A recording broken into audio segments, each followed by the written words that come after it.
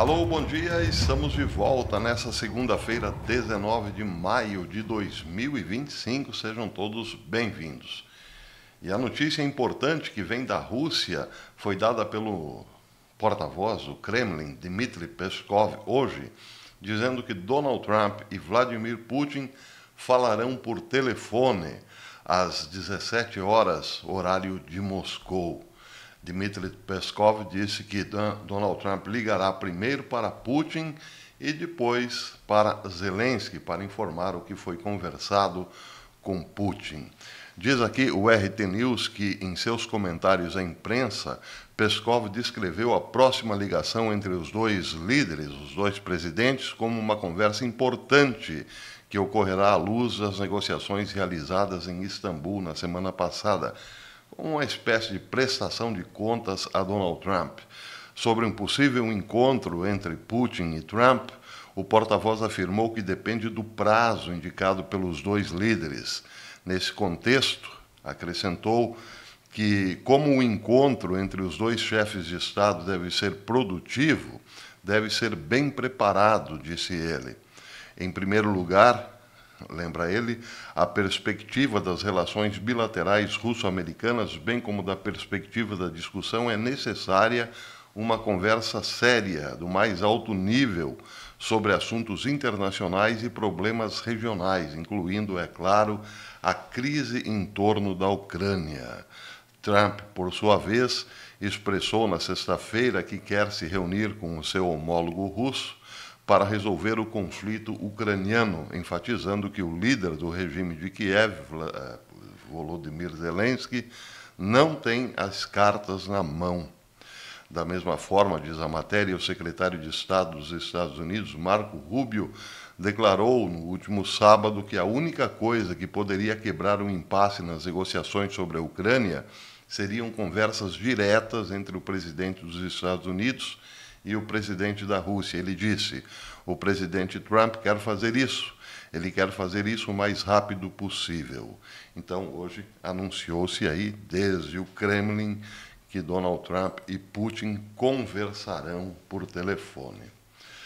Paralelo a isso, o analista econômico Martin Armstrong, que fez já várias previsões no passado e acertou quase todas elas, disse num podcast, em outra participação que ele fez no podcast de Greg Hunter e o USA Hot Dog, que os Estados Unidos estão preocupados com a Europa, porque, na visão americana, os europeus não querem a paz. Martin Armstrong sustenta que eles não querem a paz porque a sua economia, a economia europeia, está prestes a entrar em colapso. E isso, uma guerra poderia ajudar mais do que não ter a guerra. É uma visão um tanto quanto catastrófica de Armstrong, mas puxando para esse viés econômico. Ele disse, entre outras coisas, no podcast, que todos os países europeus estão reinstituindo o recrutamento militar obrigatório. Na Alemanha, disse ele, até mesmo pessoas com 60 anos foram instruídas a se apresentar. A Polônia ordenou que todos os homens fisicamente aptos se apresentem para o treinamento militar. Eles querem a guerra, comentou Martin Armstrong. A economia europeia está entrando em colapso. Você ouve falar da desdolarização e isso não está acontecendo. Isso é mais um balão de ensaio jogado pela imprensa europeia, mas a realidade, diz ele, não é essa exatamente. Isso é feito por conta da necessidade, segundo ele, dos europeus de terem uma guerra maior envolvendo todo o continente. Ele diz que não é verdade que há uma desdolarização, porque a capitalização somente da Bolsa de Valores de Nova York vale mais do que toda a Europa combinada. Isso, diz ele, é apenas a Bolsa de Valores de Nova York. Você tem Macron na França e eles o chamam de pequeno Napoleão. Sem guerra, comentou Martin Armstrong, a Europa entrará em colapso. Ela está em crise de dívida soberana e eles fizeram tudo contra a economia e agora buscarão ainda algo pior para salvar o desastre econômico que eles próprios criaram. É, evidentemente, uma declaração, uma participação muito polêmica de Martin Armstrong. O problema é que ele costuma acertar e muito. E muita gente está dizendo que, de fato, a União Europeia está propensa a impor mais sanções à Rússia, a criar uma dificuldade muito maior nesse momento para que haja uma negociação de paz real envolvendo Donald Trump, e tudo então que os europeus têm feito nesse momento é tentar criar um constrangimento muito grande para esta aproximação de Trump com Putin, que na verdade seriam os dois capazes de decidir algo em favor da paz. Os europeus estão, nesse momento, muito mais propensos a criar uma animosidade entre os dois presidentes, e isso pode, para muitos, aí já entrando um pouco no terreno da teoria da conspiração, até mesmo arquitetarem ataques de falsa bandeira para que os Estados Unidos se indisponham totalmente com a Rússia e coloquem fim a esse plano de Donald Trump de uma paz mais duradoura, negociada diretamente com Putin. Muito bem, outra notícia importante desse fim de semana é o ex-presidente Biden foi diagnosticado com câncer agressivo, um câncer agressivo de próstata, com metástase óssea, informaram os meios de comunicação. Uma declaração do gabinete pessoal de Biden disse que na semana passada o ex-presidente foi examinado para uma nova descoberta de um nódulo na próstata, após apresentar sintomas urinários crescentes. Bem, Donald Trump publicou no Truth Social o seguinte: Melania e eu lamentamos o recente diagnóstico médico de Joe Biden, desejando a Jill e a família nossos melhores votos de felicidade e uma rápida e bem-sucedida recuperação para Joe. Não obstante, muitos estão comentando que essa é uma cortina de fumaça para esconder falcatruas eleitorais que teriam, em tese, feito com que a presidência de Biden não fosse legítima. Esse, aliás, é um posicionamento de Alex Jones, do InfoWars. É bastante polêmico, claro, e nesse momento, esse tipo de declaração para muitos dá munição para os democratas se vitimizarem. É um momento sério, porque pode ser mesmo, justamente pela questão da idade, que Biden, além de outros problemas, tenha também de um câncer agressivo de próstata. E aí convém apenas o que Donald Trump fez, desejar boa recuperação. Mas, claro, muita gente também do MAGA aproveita o momento para dizer que a turma de Biden está inventando toda essa história. É mais uma polêmica aí, periférica, claro, mas para tumultuar a política norte-americana. Quem também está tumultuando a política norte-americana é Hillary Clinton. Num podcast que ela participou recentemente, ela disse coisas que estão bombando nesse momento, como, por exemplo, ela disse que acredita que as mulheres americanas não deveriam se preocupar tanto em ter filhos, porque, segundo ela, é para isso que os imigrantes existem. Na verdade, não foi bem assim o que ela disse, mas, entre outras coisas, ela disse que Donald Trump está influenciando diretamente na Heritage Foundation, que fez um documento pedindo uma América ultrapassada de volta, como, por exemplo, uma América onde os americanos tenham famílias grandes. Ela diz aí, nesse caso, que é uma ideia ultrapassada porque está embutido nesse contexto o machismo, segundo o qual as mulheres servem apenas para procriar, para gerar filhos. Entre outras coisas, ela diz que a Heritage Foundation, sob a égide de Donald Trump, quer uma América cristã de volta. Imagine uma América cristã de volta. Essa é Hillary Clinton. Entre outras coisas, uma América cristã de volta implica também em famílias grandes. E aí ela fez um comentário bem ácido nesse sentido, o governo Trump, que quer famílias grandes, está mandando os imigrantes embora, justamente os imigrantes que têm famílias grandes. Hillary Clinton, para muitos, a velha bruxa, está, na verdade, atacando os fundamentos cristãos que agora, com um Papa que parece ser realmente católico e cristão autêntico, pode sim influenciar no retorno do cristianismo à América, ou seja, uma onda que possa fazer, evidentemente, um ressurgimento, um renascimento dos valores cristãos. E isso a choca tanto quanto a luz do sol para o vampiro, é o que muita gente está dizendo. Donald Trump também, por sua vez, alimentou essa polêmica, contra-atacando, por assim dizer, Hillary Clinton no Truth Social. Ele disse coisas pesadas, como, por exemplo, a família Clinton estar envolvida numa série de assassinatos, uma série de atentados que tiraram a vida de oponentes da própria família Clinton. Isso foi publicado hoje no Daily Mail. Diz o seguinte: o presidente Donald Trump compartilhou uma chocante teoria da conspiração ligando Bill e Hillary Clinton, a uma série de mortes de pessoas famosas. Trump compartilhou um vídeo explosivo em sua conta no Truth Social sábado, acusando o poderoso casal político de eliminar vários inimigos e ameaças em potencial ao longo de décadas. Intitulado "O vídeo que Hillary Clinton não quer que você veja", a filmagem tenta conectar a ex-primeira-dama e seu marido, o presidente Bill Clinton,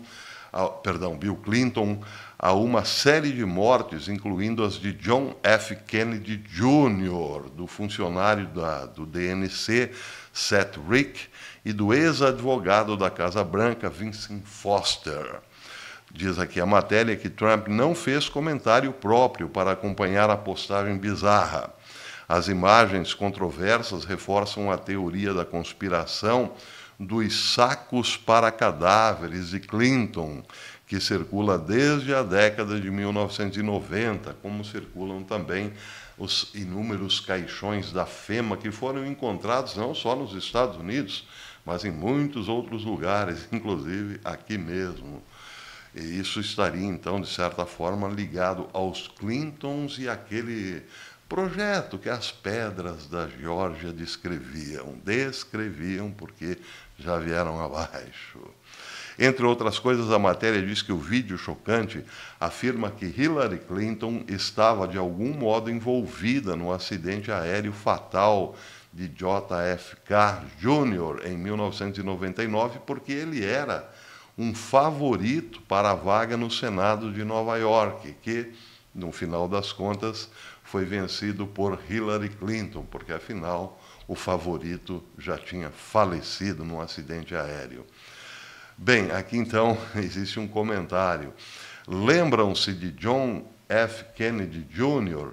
Ele foi declarado favorito para a vaga no Senado de Nova York em 1999. Dias depois, o seu avião caiu no Oceano Atlântico e sua rival Hillary Clinton foi eleita senadora, começa o vídeo dizendo. Outra matéria, essa está pegando para os lados do MAGA, ou seja, gerando uma certa indignação entre os apoiadores de Donald Trump. Kash Patel e Dan Bongino, que chefiam o FBI, disseram nesse fim de semana a Maria Bartiromo, da Fox News, que não houve nenhuma conspiração no atentado a Donald Trump em Boulder, na Pensilvânia, quando Trump recebeu um tiro na orelha. Eles investigaram bastante, chegaram à conclusão de que não era uma conspiração. O atirador, aquele que tentou contra Donald Trump, Thomas Matthew Crooks, de 20 anos, não tinha ligação nenhuma com estrangeiros, não era uma conspiração. Basicamente, eles disseram que foi um ato de um lobo solitário. Eles disseram que investigaram bastante e chegaram a essa conclusão. Ele agiu sozinho, portanto, não há nada para ver aqui. E surgiu também o boato de que os dois teriam dito que, em relação a Jeffrey Epstein, também não houve nenhuma conspiração. Jeffrey Epstein suicidou-se na prisão e ponto final, não há o que ver aqui. Esta segunda informação eu não consegui confirmar se é verdadeira, mas em relação ao atentado a Donald Trump por Matthew Crooks, no dia 13 de julho de 2024, na Pensilvânia, bem, esse então o FBI já descartou como conspiração. Foi apenas um ato de um lobo solitário. E aí, claro, muita gente está se perguntando, será verdade mesmo? Ou uns perguntam para outros, você acredita nessa história?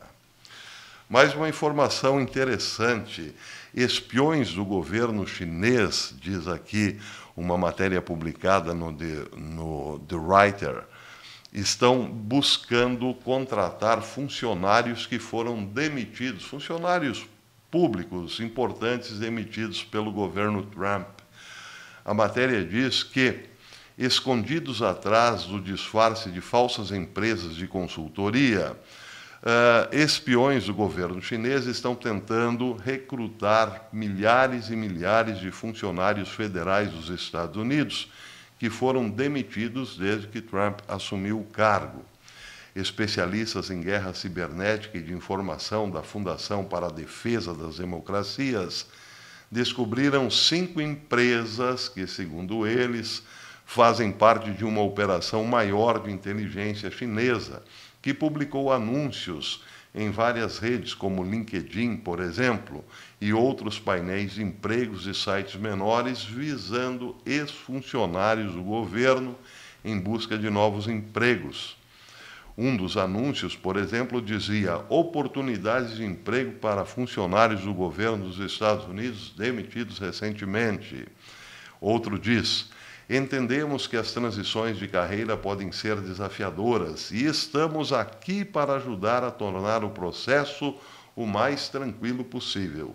Se você foi recentemente afetado por uma redução de pessoal do governo, incentivamos você a entrar em contato conosco e ver como sua experiência pode contribuir para a nossa organização dinâmica. E então a matéria diz que esse nós, entrar em contato conosco, esse conosco, são espiões do governo chinês. Nada disso foi provado, evidentemente, mas também muita gente diz que, claro, que Xi não perderia essa oportunidade para saber segredos, ainda mais segredos dos Estados Unidos.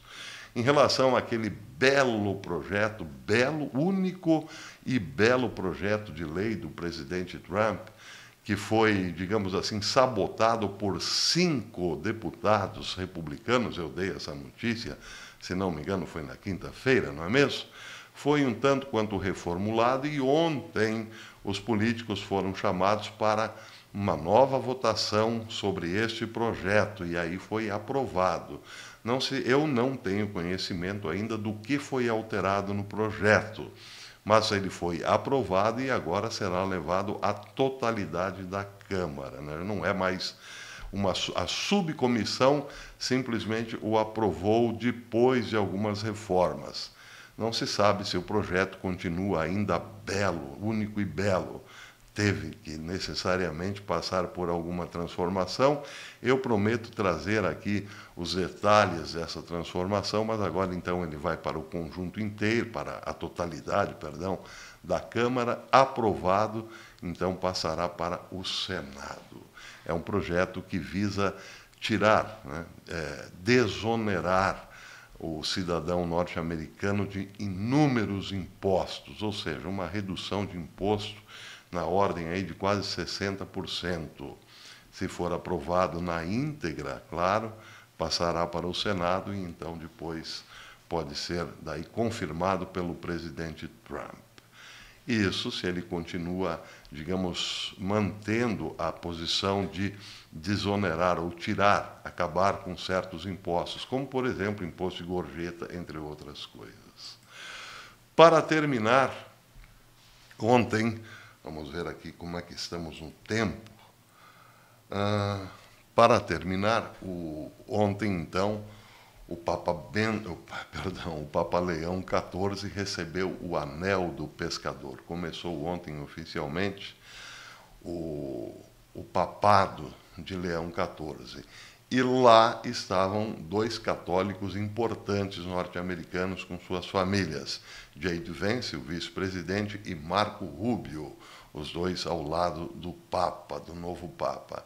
E claro que muita gente aproveitou a oportunidade para dizer o seguinte: se a Europa quer mesmo entrar em guerra com a Rússia, e como existem profecias, principalmente, dizem muitos, o terceiro segredo de Fátima, que apontam para uma invasão russa do Vaticano e o Vaticano transferindo a sua sede para outro país, muita gente está trabalhando com essa hipótese. O Papa é americano, o governo norte-americano é composto por muitos católicos importantes no governo.